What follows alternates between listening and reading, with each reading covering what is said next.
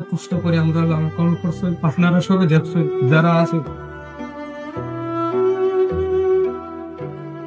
Asia cup চলাকালে শ্রীলঙ্কার cricketer Dunith ওয়েল্লালাগের বাবা সুরাঙ্গা ওয়েল্লালাগে হৃদরোগে আক্রান্ত হয়ে মারা যাওয়ার খবর পাওয়া যায়।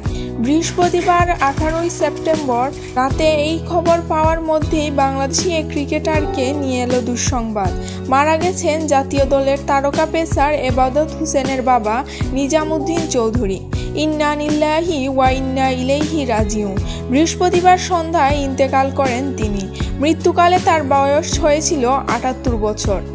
জাতীয় ক্রিকেট লিগে সিলেট দলের ম্যানেজার আলী ওয়াশিকুজ্জামান এবাদতের বাবার মৃত্যুর খবর নিশ্চিত করেছেন। পেসার এবাদতের বাবা ছিলেন সাবেক বিজিবি সদস্য। দীর্ঘদিন ধরেই ক্যান্সারে ভুগছিলেন তিনি।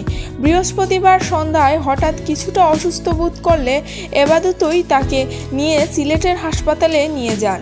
তবে তিনি হাসপাতালে পৌঁছানোর আগেই শেষ নিঃশ্বাস ত্যাগ করেন।